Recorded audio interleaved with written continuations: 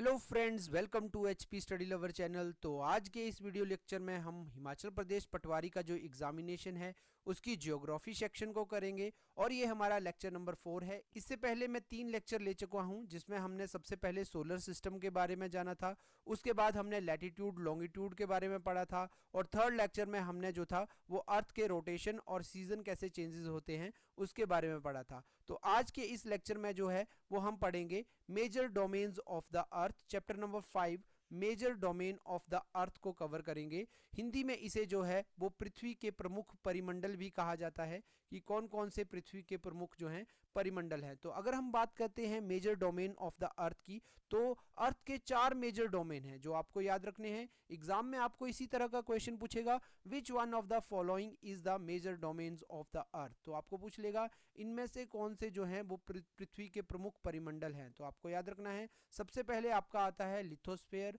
इसको हम हिंदी में बोलते हैं आपका स्थल मंडल। तो आपको याद रखना है लिथोस्फेयर को हिंदी में स्थल मंडल कहा जाता है। सेकंड नंबर पे आता है हमारा जो है वो हाइड्रोस्फेयर, जिसको हम जो है वो जल मंडल के नाम से भी जानते हैं। तो आपको याद रखना है हाइड्रोस्फेयर को जल मंडल के नाम से जानते हैं। और तीसरे नंबर पे आपका आता है एटमॉस्फेयर, जिसको हम वायुमंडल के नाम से भी जानते हैं, जहां से एग्जाम में बहुत इंपॉर्टेंट क्वेश्चंस बनते हैं। आगे हम बात करते हैं बायोस्फीयर की। तो इन तीनों को मिलाकर जो है वो आपका क्या बनता है, बायोस्फीयर बनता है, जहां पर हम रह सकते हैं, जिसको हम क्या बोलते हैं, जैव मंडल कहा जाता है। तो ये आपके क्या हैं, 4 मेजर डोमेन्स हैं अर्थ के, जिसको हम लिथोस्फीयर स्थल मंडल, हाइड्रोस्फीयर जल मंडल, एटमॉस्फेयर वायुमंडल और बायोस्फीयर जैव मंडल के नाम से जानते हैं। तो ये जो चारों शब्द हैं, लिथोस्फीयर, हाइड्रोस्फीयर, एटमॉस्फेयर, बायोस्फीयर, ये आपके ग्रीक वर्ड से बने हैं, जिसमें आप देख सकते हो कि लिथोस शब्द का मतलब होता है स्टोन। स्टोन मतलब जहां पर हम क्या करते हैं, जैसे जो लैंड वाला पोर्शन है या जो रहने वाला पोर्शन है, ठीक है, उससे डिनोट करते हैं। सेकंड आपका आता है एटमॉस। एटमॉस का मतलब है आपका वाष्प, जिसको हम वेपर भी बोलते हैं। आपका नेक्स्ट आता है ह्यूडोर। ह्यूडोर का मतलब होता है ग्रीक में वाटर। और बायोस, बायोस का मतलब होता है लाइफ, जहां पर जीवन संभव होता है। तो इस तरह से ये 4 ग्रीक वर्ड से ही आपके जो हैं domains of the earth bird जो हैं वो ड्राइव किए गए हैं। तो चलिए एक एक करके इनके बारे में जानते हैं। सबसे पहले हम बात करते हैं अपने लिथोस्फेयर की। तो देखिए लिथोस्फेयर क्या होता है। तो इस तरह से जैसे आपकी ये पृथ्वी है, तो पृथ्वी का जो ऊपर आउटर मोस्ट लेयर होती है, देखिए जो पृथ्वी की आउटर मोस्ट लेयर होती है, जिसको हम अर्थ का क्या बोलते हैं, क्रस्ट भी बोलते हैं, जहां पर हम क्या करते हैं, लिव करते हैं, जहां पर हम रहते हैं, तो उसी को हम क्या बोलते हैं, स्थल मंडल।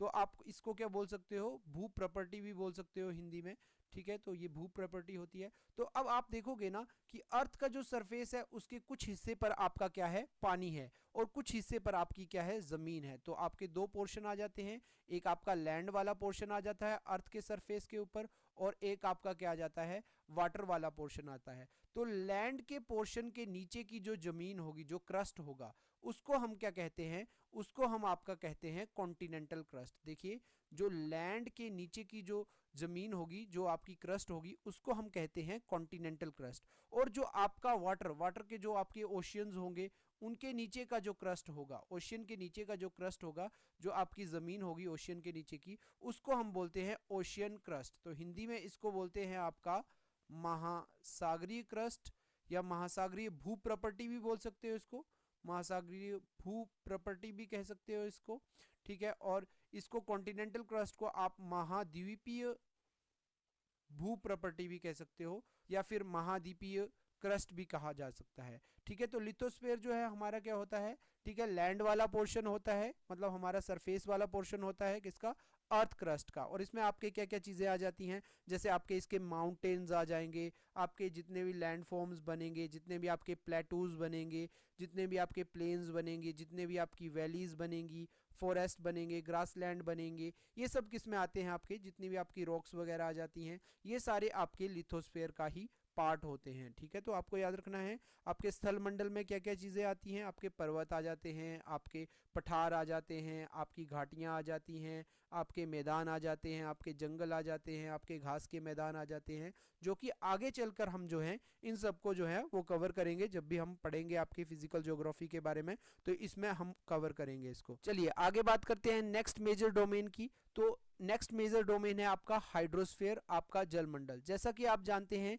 कि अर्थ का जो 71% है वो किससे, आपका पानी से भरा हुआ है, और आपका 29% पे आपके अर्थ के, मैंने बताया था क्रस्ट के ऊपर क्या है, आपकी लैंड है। तो इसी को क्या कहा जाता है, जो आपका ओशियंस वाला जो पोर्शन है, या आपका रिवर्स, आपकी जो भी है लेक्स, पॉन्ड्स वगैरह, ये सब आपका किस में आते हैं, आपके जलमंडल में आते हैं। ठीक है, तो आगे चल के हम इसके बारे में डिटेल में जानेंगे कि हाइड्रोस्फीयर से जो है वो आपका क्या क्या क्वेश्चन पूछा जाता है। तो आपको हाइड्रोस्फीयर, जलमंडल सिर्फ याद रखना है कि आपका जलमंडल क्या होता है, वो वाला पानी वाला पोर्शन जो अर्थ सरफेस को कवर करता है, उसको हम क्या कहते हैं, आपका जलमंडल कहते हैं। और जैसा कि मैंने आपको बताया 71% जो है वो आपका अर्थ सरफेस जो है, ठीक है, वो किससे है, पानी से भरा हुआ है। ठीक है, और इसमें आपकी क्या क्या कवर हो जाते हैं, इसमें आपके ओशियंस आ जाएंगे, आपके रिवर्स आ जाएंगे, आपके लेक्स आ जाएंगे, आपके सीज वगैरह सब कवर हो जाएंगे।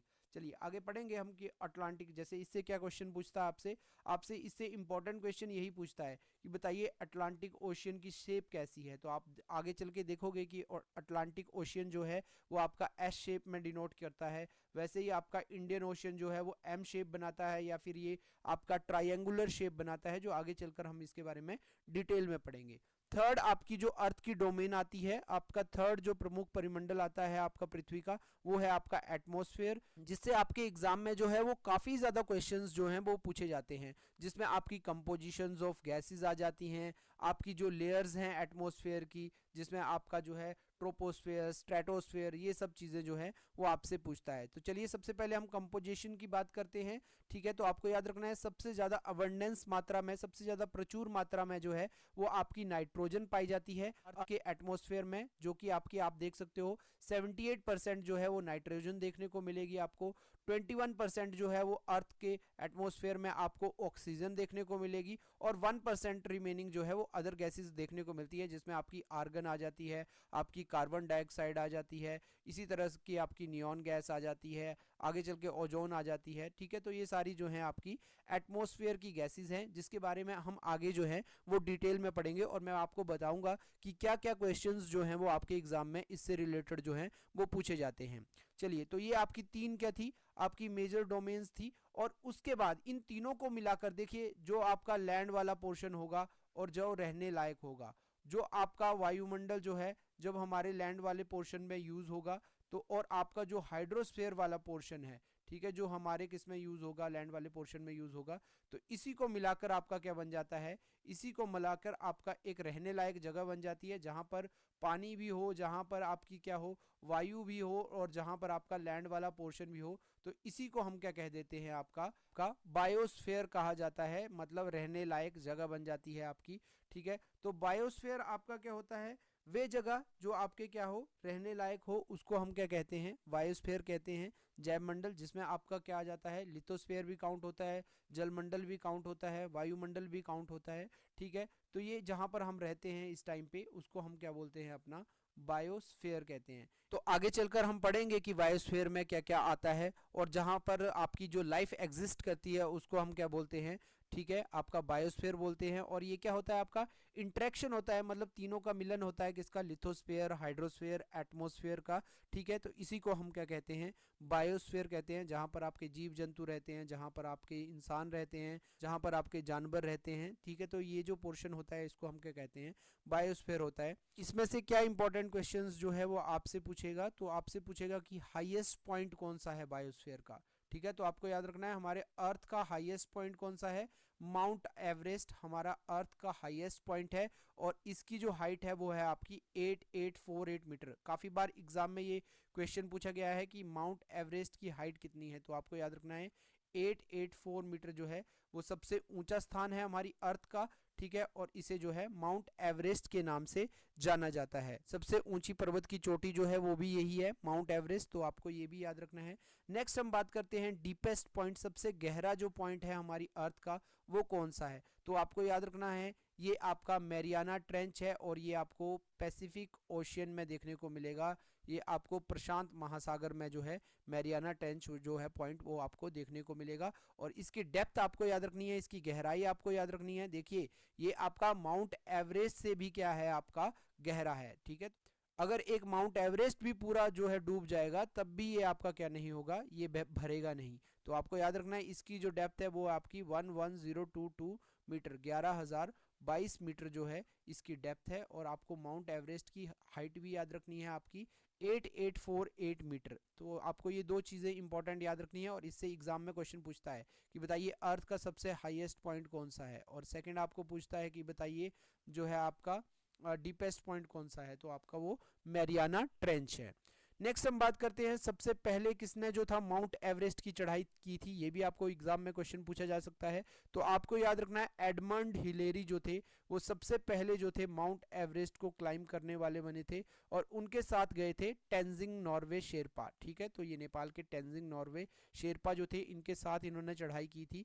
ठीक है, तो लेकिन एडमंड हिलेरी का ज़्यादा नाम लिया जाता है, और ये साथ में इनके गए थे टेंजिंग नॉर्वे शेरपा। तो ये दोनों ने जो था सबसे पहले माउंट एवरेस्ट को क्लाइंब किया था, और ये किया था आपका 29 मई 1953 को। ठीक है, तो पहली बार जो माउंट एवरेस्ट को क्लाइंब किया था वो एडमंड हिलेरी और तेंजिंग नॉर्वे शेरपा ने किया था, और इन्होंने 29 मई 1953 को जो था इसको क्लाइंब किया था, और ये फर्स्ट क्लाइंबर बन गए थे जिन्होंने माउंट एवरेस्ट को जो था फतेह किया था।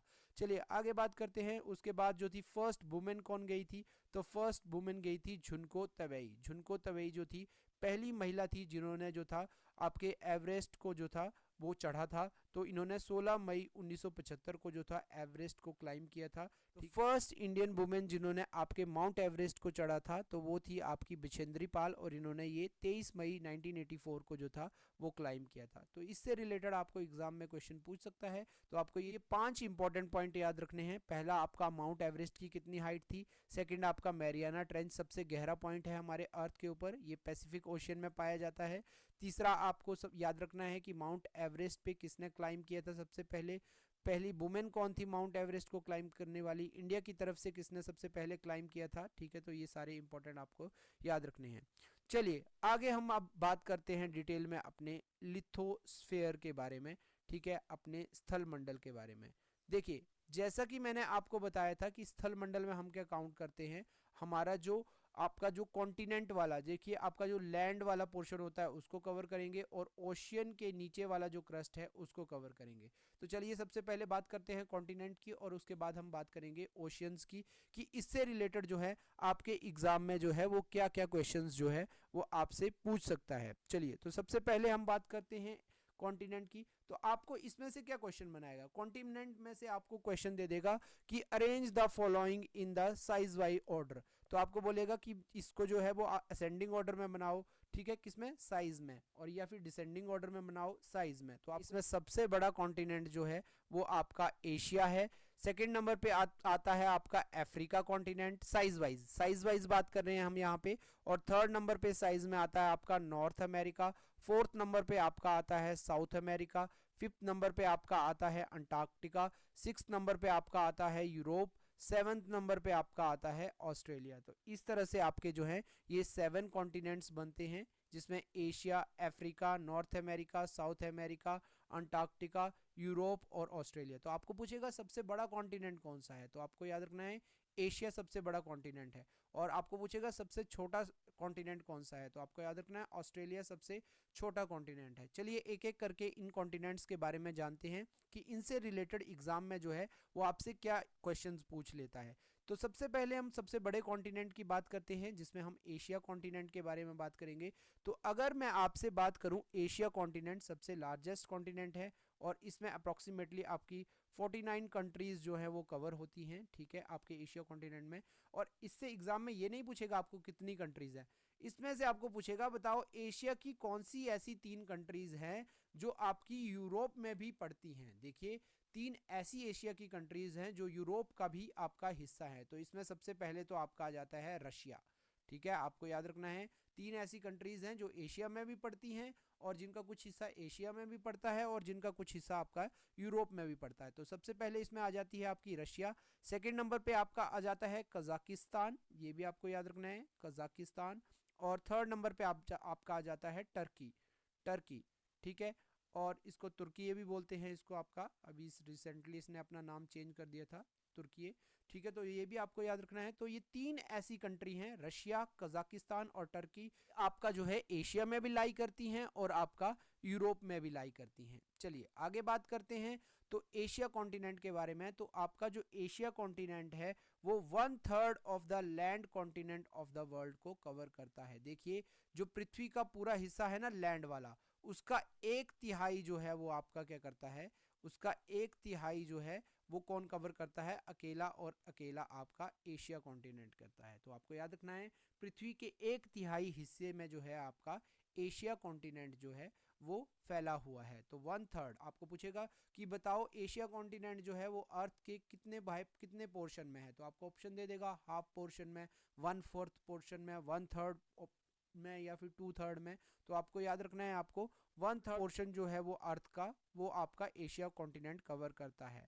ठीक है, नेक्स्ट हम बात करते हैं कि आपका एशिया कॉन्टिनेंट कौन से हेमिस्फीयर में लाई करता है। देखिए जब हमने लास्ट लेक्चर में मोशन ऑफ द अर्थ पढ़ा था तो उसमें मैंने आपको बताया था कि इस तरह से हम पृथ्वी को क्या करते हैं, 2 गोलार्धों में बांट देते हैं, एक आपका नॉर्दर्न हेमिस्फीयर और एक आपका सदर्न हेमिस्फीयर, और फर्दर इसको हम क्या कर देते हैं आपका ईस्टर्न हेमिस्फीयर, और ये आपका हो जाता है वेस्टर्न हेमिस्फीयर। तो आप यहाँ पर देख सकते हो एशिया आपका यहाँ पर लाई करता है, तो ये वाला आपका कौन सा पोर्शन आ जाएगा, ये आपका आ जाएगा नॉर्थ ईस्टर्न हेमिस्फीयर। यहाँ पर आपका एशिया लाई करता है। तो आप यहाँ पर देख सकते हो ना इस तरह से आपकी अर्थ है, और अर्थ को हमने क्या किया है इस तरह से डिवाइड कर दिया है। ये वाला आपका नॉर्दर्न हेमिस्फीयर आ जाता है, ये वाला आपका सदर्न हेमिस्फीयर आ जाता है, इसको फर्दर हमने ऐसे भी डिवाइड कर दिया था। ये वाला आपका ईस्टर्न पोर्शन आ जाता है, ये वाला आपका वेस्टर्न। तो यहाँ पर आप देख सकते हो ना ये वाला कौन सा पोर्शन बन गया आपका नॉर्थ ईस्टर्न, और इसी रीजन में आपका एशिया क्या करता है लाई करता है। तो आपका एशिया जो है वो अगर हम बात करेंगे तो नॉर्थ ईस्टर्न हेमिस्फीयर में आपका लाई करता है। ये भी आपको इंपॉर्टेंट क्वेश्चन पूछ सकता है, एशिया कॉन्टिनेंट आपका पृथ्वी पर जो है वो कौन से एरिया में जो है वो लाई करता है। तो आपको याद रखना है ये नॉर्थ ईस्टर्न हेमिस्फीयर में, इसको हम बोलेंगे आपका उत्तरी पूर्वी गोलार्ध में जो है वो लाई करता है। उत्तरी पूर्वी गोलार्ध में जो है आपका एशिया कॉन्टिनेंट लाई करता है। आगे हम बात करते हैं एशिया और यूरोप को कौन सी माउंटेन रेंज जो है वो डिवाइड करती है। काफ़ी बार ये एग्जाम में आपके क्वेश्चन जो है वो पूछा जा चुका है कि बताइए कौन सी पर्वत श्रृंखला है जो एशिया और यूरोप को क्या करती है आपका अलग करती है। तो आपको याद रखना है यूराल पर्वत श्रृंखला जो है, यूराल माउंटेन रेंज जो है वो रशिया में पाई जाती है, और ये आपकी क्या करती है इस तरह से आप देखोगे कि यहाँ पर आपका रशिया है, ठीक है, और यहाँ पर भी आपका रशिया ही है, लेकिन ये वाला जो रशिया का हिस्सा है ये आपका एशिया में पड़ता है, और ये वाला रशिया का हिस्सा जो है वो यूरोप में पड़ता है। रशिया की कैपिटल मॉस्को भी आपकी किस में पड़ती है, आपकी यूरोप में ही पड़ती है। ये भी एग्जाम में क्वेश्चन पूछा जाता है, और इस तरह से बीच में आपकी क्या है, ठीक है, यूराल पर्वत श्रृंखला है। तो आपको पूछेगा एशिया को यूरोप से अलग करने वाली पर्वत श्रृंखला कौन सी है आपकी, तो ये आपको याद रखना है यूराल माउंटेन रेंज है।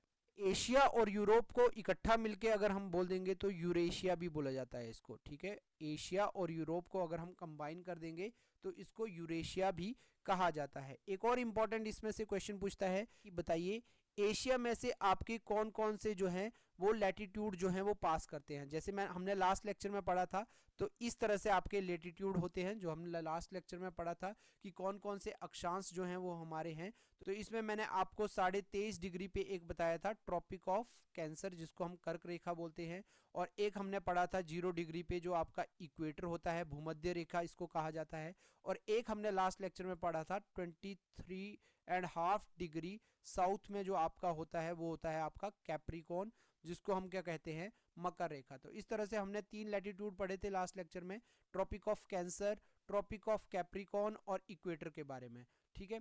तो अब ये पूछ रहा है आपसे कि बताओ एशिया में से आपके जो है कौन कौन से लैटिट्यूड्स जो हैं वो पास होते हैं। तो आपको याद रखना है एशिया में से आपका ट्रॉपिक ऑफ कैंसर पास होता है। सबसे पहले आपको याद रखना है एशिया में से आपका क्या होता है पास, ट्रॉपिक ऑफ कैंसर जो है वो आपका पास होता है, और सेकंड आपका जो है वो इक्वेटर भी थोड़ा सा पास होता है। सिर्फ 2 कंट्रीज से इक्वेटर आपका पास करता है। देखिए सिर्फ एशिया की 2 कंट्रीज से आपका इक्वेटर पास करता है, और यहीं से आपका क्वेश्चन पूछ देता है।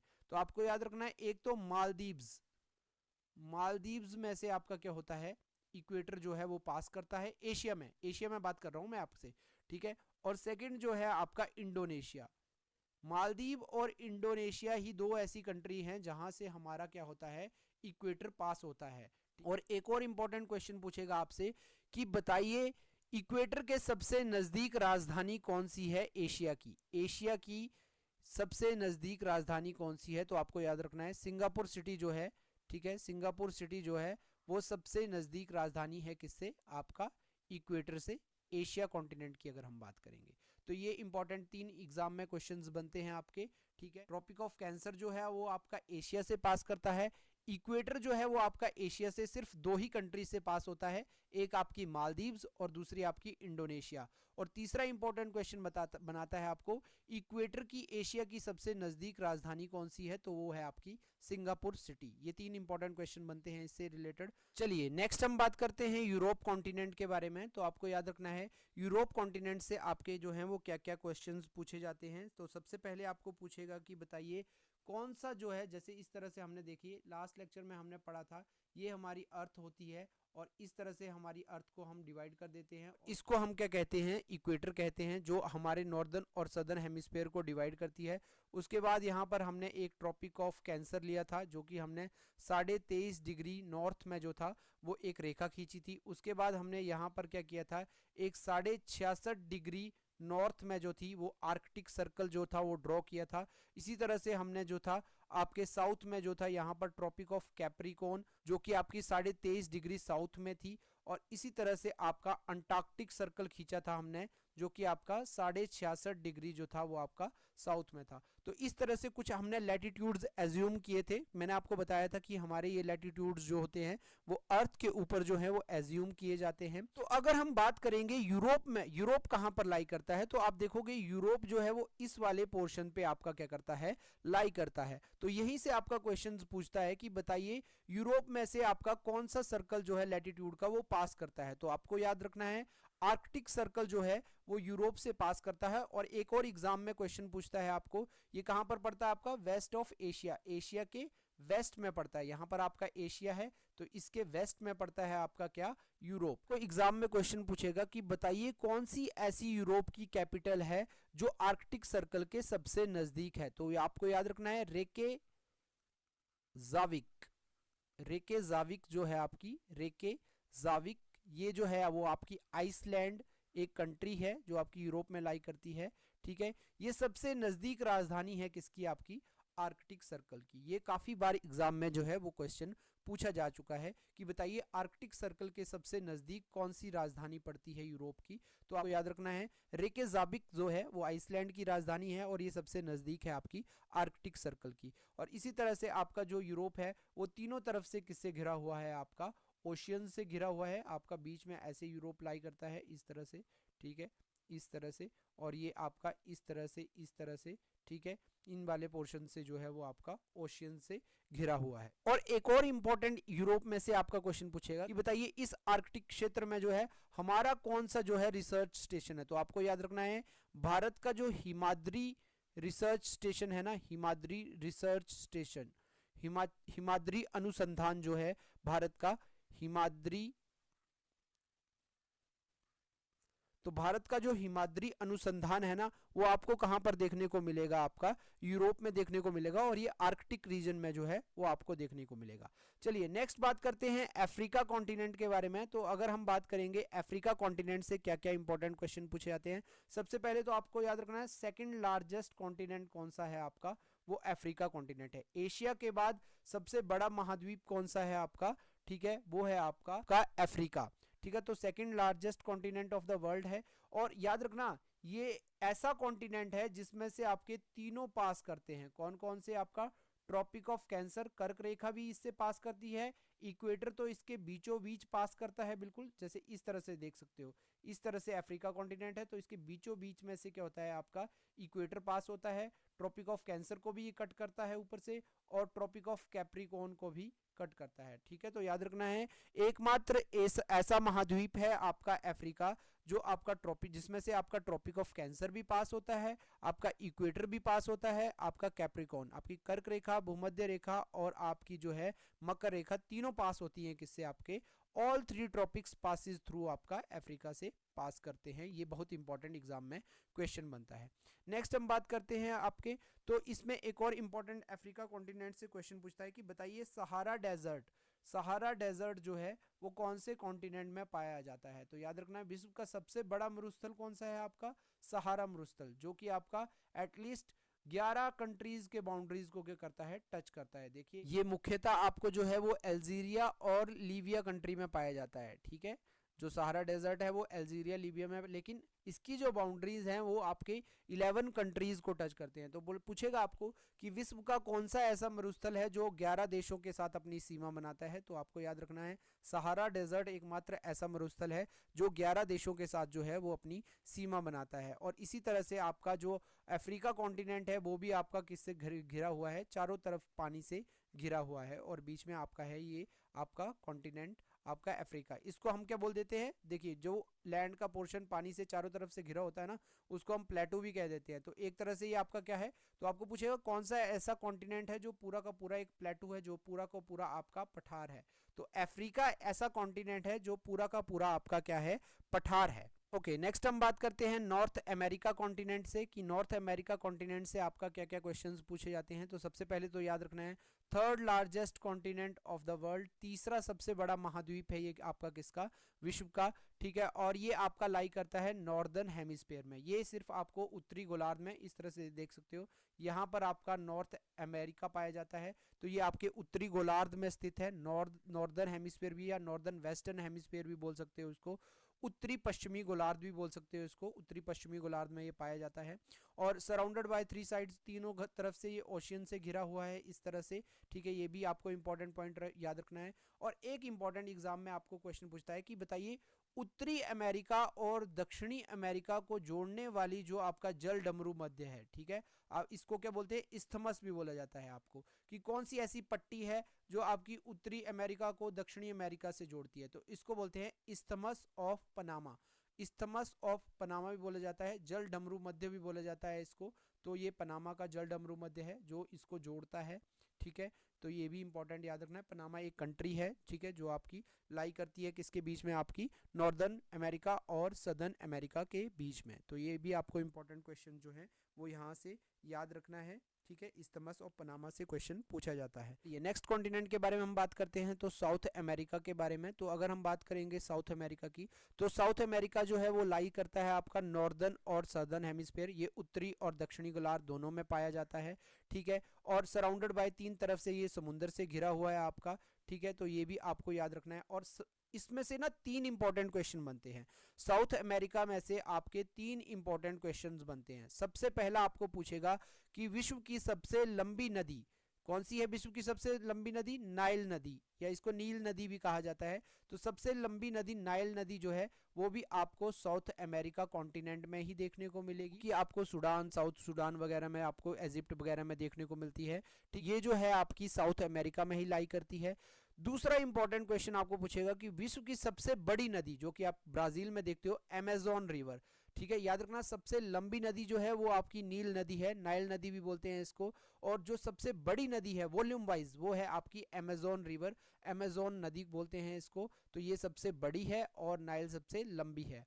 और तीसरा इंपॉर्टेंट आपको क्वेश्चन पूछता है कि बताइए एंडीज माउंटेन रेंज, जो विश्व की सबसे लंबी पर्वत श्रृंखला है, एंडीज माउंटेन रेंज, वो कहाँ पर पाई जाती है। ये भी आपको साउथ अमेरिका में ही देखने को मिलेगी, ठीक है। चिली, पेरू वगैरह इसको कवर करते हैं, तो ये आपको याद रखना है। और चौथा इंपॉर्टेंट क्वेश्चन इसमें से आपको पूछता है कि विश्व का सबसे गर्म मरुस्थल, विश्व का सबसे गर्म मरुस्थल जिसको हम बोलते हैं अटाकामा डेजर्ट, अटाकामा डेजर्ट विश्व का सबसे गर्म मरुस्थल, ठीक है, कहां पर, या विश्व का सबसे सूखा मरुस्थल भी बोल सकते हो इसको, अटाकामा डेजर्ट। ये भी आपको कहां पर देखने को मिलेगा, साउथ अमेरिका में। तो 4 इंपॉर्टेंट क्वेश्चन जो हैं वो साउथ अमेरिका से पूछे जाते हैं। विश्व की सबसे लंबी नदी कहां पर है आपकी, साउथ अमेरिका में पड़ती है। विश्व की सबसे बड़ी नदी अमेजोन नदी कहां पर पड़ती है आपकी, साउथ अमेरिका कॉन्टिनेंट में पड़ती है। विश्व की सबसे लंबी पर्वत श्रृंखला कहाँ पर पड़ती है? आपकी एंडीज माउंटेन रेंज, वो भी आपकी साउथ अमेरिका में पड़ती है। और विश्व का सबसे सूखा मरुस्थल जिसको हम अटाकामा डेजर्ट बोलते हैं, ये भी आपका कहाँ पर पड़ता है? आपका साउथ अमेरिका में पड़ता है। तो ये 4 इंपॉर्टेंट पॉइंट्स जो हैं वो आपको साउथ अमेरिका से रिलेटेड याद रखने हैं। नेक्स्ट हम बात करते हैं ऑस्ट्रेलिया कॉन्टिनेंट के बारे में।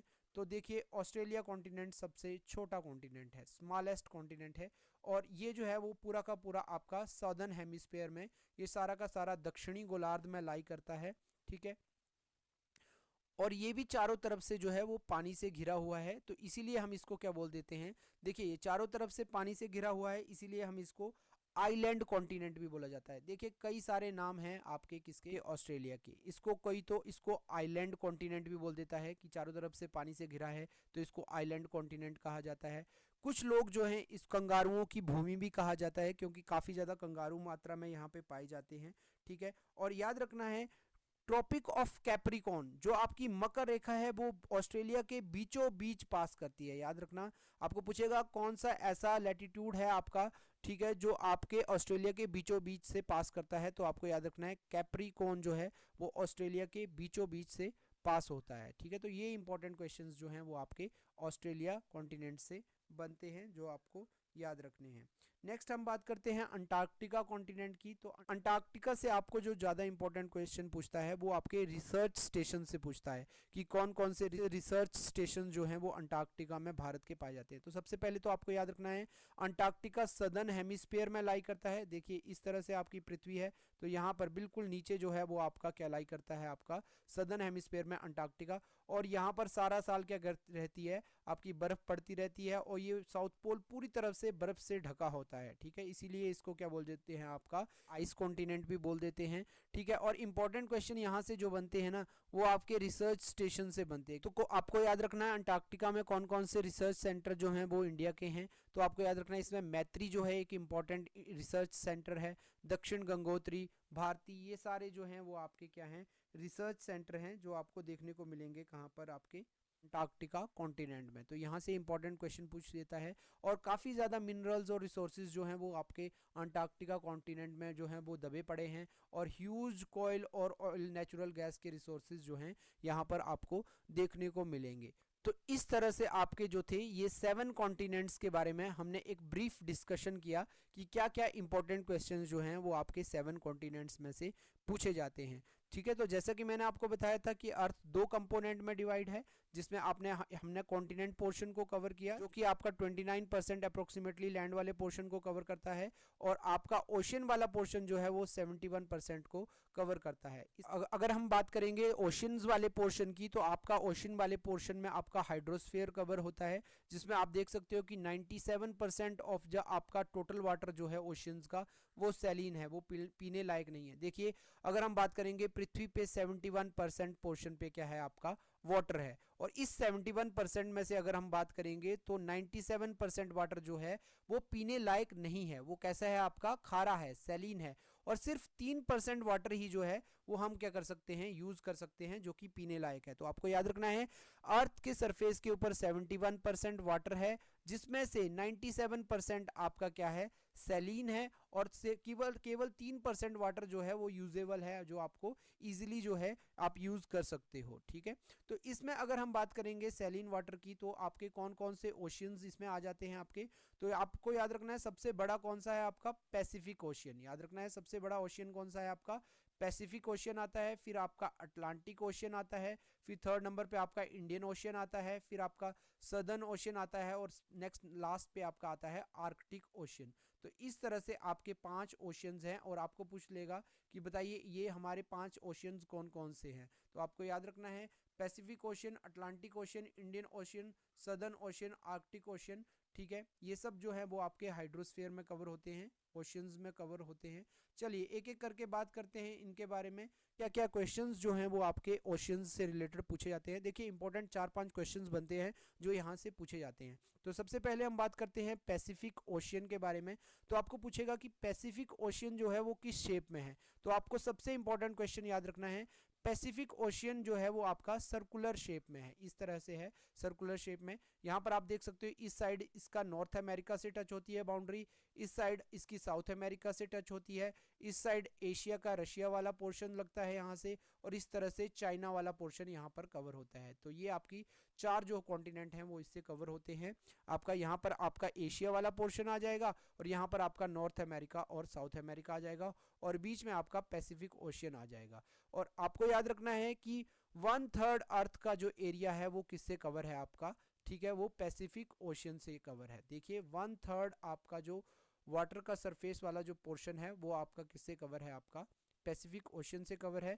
और रिंग ऑफ फायर, देखिए जहां पर काफी ज्यादा अर्थक्वेक आते हैं, रिंग ऑफ फायर क्या है, रिंग ऑफ फायर क्या है, आपकी अर्थक्वेक की एक बेल्ट है जो किसमें लाई करती है आपकी, ठीक है, पैसिफिक ओशियन में लाई करती है। तो आप देख सकते हो ये अगर आपका पैसिफिक ओशियन है तो इस तरह से एक क्या बनती है, बेल्ट बनती है, जहां पर काफी ज्यादा क्या आते हैं, आपके भूकंप आते हैं। इसी को हम क्या बोलते हैं, आपका रिंग ऑफ फायर के नाम से जाना जाता है, ठीक है। और काफी ज्यादा वोल्केनो भी इसी बेल्ट में आपके क्या होते हैं, इरप्ट होते हैं। आपको ये इंपॉर्टेंट चीजें याद रखनी है। और जैसा कि मैंने आपको पहले भी बता चुका हूँ कि सबसे डीपेस्ट पॉइंट, सबसे गहरा पॉइंट जो है आपका अर्थ के ऊपर, वो भी आपको पैसिफिक ओशियन में देखने को मिलेगा, जिसको हम मैरियाना ट्रेंच के नाम से याद रखते हैं। याद रखना पृथ्वी का सबसे गहरा पॉइंट कौन सा है, आपका मैरियाना ट्रेंच, ठीक है, जो कि आपका लाई करता है पैसिफिक ओशियन में, ठीक है। और एक ऐसा पर्वत है आपका जो कि आपका पैसिफिक ओशियन में डूब गया है, इसको बोलते हैं माउंट माउना किया। याद रखना माउंट माउना किया, जिसकी जो ऊंचाई है 10,205 मीटर है, और ये आपका एक ऐसा पर्वत है जो पैसिफिक ओशियन में डूब चुका है। आप देख सकते हो ना, इसकी जो हाइट है वो किससे, माउंट एवरेस्ट से भी ज्यादा है, और ये किस में डूब चुका है, आपका पैसिफिक ओशियंस में डूब चुका है। तो ये कुछ इंपॉर्टेंट क्वेश्चंस जो हैं वो पैसिफिक ओशियंस में से आपसे पूछे जाते हैं, जो आपको याद रखने हैं। नेक्स्ट हम बात करते हैं अटलांटिक ओशियन की। तो अटलांटिक ओशियन से आपको क्वेश्चन पूछता है कि बताइए कौन सा ऐसा महासागर है जो आपका एस आकार में है, एस शेप में है, ठीक है। तो आप इस तरह से देख सकते हो एस आकार में आपका कौन सा जो है महासागर आता है, कौन सा ओशियन आता है, ठीक है। तो ये आपका अटलांटिक ओशियन आता है, जिसमें आप देखोगे north America, south America, Europe, Africa, ये सब कंट्रीज लाई करती हैं। तो आप इस तरह से देख सकते हो, वेस्ट साइड में आपका यूरोप देखने को मिल जाएगा, नीचे आपको अफ्रीका देखने को मिल जाएगा, इस साइड को आपका नॉर्थ अमेरिका देखने को मिल जाएगा, इस साइड को आपका साउथ अमेरिका देखने को मिल जाएगा। और ये हाईली इंटेंडेड है, मतलब इसमें जो है आपका इस तरह से कोस्टल एरिया जो है वो बना हुआ है, ठीक है। नेचुरल पोर्ट्स भी बने हुए हैं इस कोस्टल एरिया में। तो आपको पूछेगा कौन सा ऐसा कॉन्टिनेंट है जिसमें नेचुरल पोर्ट्स हैं, हाईली इंटेंडेड है, ठीक है। तो ये आपको याद रखना है अटलांटिक ओशियन है आपका, ठीक है। और एक इंपॉर्टेंट और क्वेश्चन यहाँ से पूछता है कि कौन सा ऐसा ओशियन है जो सबसे ज्यादा बिजी रहता है, मतलब जहां पर आपके जहाजों की आवाजाही जो है वो बहुत ज्यादा होती है। तो आपको याद रखना है बिजिएस्ट ओशियन जो है वो आपका नॉर्थ अटलांटिक ओशियन है। यही अटलांटिक ओशियन जो है यहाँ से काफी ज्यादा जहाजों में व्यापार होता है, और ये काफी व्यस्त जो है आपका महासागर है, ठीक है। तो ये इंपॉर्टेंट क्वेश्चन भी आपका एग्जाम में यहाँ से बनता है। नेक्स्ट हम बात करते हैं इंडियन ओशियंस के बारे में। इंडियन ओशियंस के बारे में क्या क्वेश्चंस आपसे पूछता है, तो आपको याद रखना है इंडियन क्वेश्चन से पूछता है कि पुराने समय में जो था वो हिंद महासागर को किस नाम से जाना जाता था। इंडियन ओशियन को हिंदी में कहते हैं आपका हिंद महासागर भी कहते हैं। तो आपको पूछेगा हिंद महासागर को पुराने किस नाम से जाना जाता था, तो आपको याद रखना है रत्नाकर, ठीक है। ये इंपॉर्टेंट एग्जाम में क्वेश्चन पूछा जाता है कि रत्नाकर जो है वो किस ओशियन को कहते थे, तो ये इंडियन ओशियन को कहते थे। और इसकी जो शेप है इंडियन ओशियन की वो आपको देखने को मिलेगी, या तो इसको आप एम शेप भी बोल सकते हो, या इसको आप कैसा बोल सकते हो, ऐसा ट्रायंगुलर शेप भी बोल सकते हो, ठीक है। तो आपको याद रखना है ट्रायंगुलर शेप या फिर एम शेप में जो है आपका इंडियन ओशियन पाया जाता है। नेक्स्ट हम बात करते हैं आपके आर्कटिक ओशियन के बारे में। तो आर्कटिक ओशियन जो है, ठीक है, ये किससे जुड़ा हुआ है, आपका पैसिफिक ओशियन से जुड़ा हुआ है। और पैसिफिक ओशियन और आर्कटिक ओशियन को जो नैरो स्ट्रिप ज्वाइन करती है उसको हम बियरिंग स्ट्रेट बोलते हैं। याद रखना बियरिंग स्ट्रेट क्वेश्चन पूछा जाता है किस किस को जोड़ता है आपका, तो आर्कटिक ओशियन और पैसिफिक ओशियन को जोड़ता है। और उसके बाद हमने अंटार्कटिक ओशियन के बारे में तो हमने लास्ट में पढ़ लिया था कि क्या क्या आपके अंटार्कटिक ओशियन में आपके रिसर्च स्टेशंस है जिनसे क्वेश्चंस पूछे जाते हैं। तो आज के इस लेक्चर में हमने क्या पढ़ा है, अर्थ के 2 डोमेन्स के बारे में पढ़ा, जिसमें हमने क्या पढ़ा, आपका लिथोस्फेयर के बारे में पढ़ा और आपका हाइड्रोस्फेयर के बारे में। इसमें हमने 7 कॉन्टिनेंट्स को कवर किया और अपने 5 ओशियंस को कवर किया। नेक्स्ट जो आपके 2 डोमेन्स हैं जो कि आपका एटमॉस्फेयर और आपका बायोस्फेयर है, इसको मैं अगले लेक्चर में कवर करूंगा। तो आई थिंक आपको ये वीडियो पसंद आई होगी। इसी तरह की वीडियोस को देखने के लिए हमारे चैनल को जो है वो सब्सक्राइब कर लीजिए, ठीक है। और अगर आपको इस लेक्चर की पीडीएफ चाहिए तो आप हमारे टेलीग्राम चैनल और हमारे व्हाट्सएप चैनल को भी क्या कर सकते हो, ज्वाइन कर सकते हो, जहां पर आपको जो है ये सारे जो भी मैंने आपको लेक्चर्स दिए हैं इसके नोट्स आपको यहाँ पर जो हैं वो मिल जाएंगे। चलिए, तो आई थिंक आपको ये वीडियो पसंद आई होगी, तो हमारी इस वीडियो को लाइक कर दीजिए, इस चैनल को सब्सक्राइब कर लीजिए। जय हिंद, जय भारत, धन्यवाद।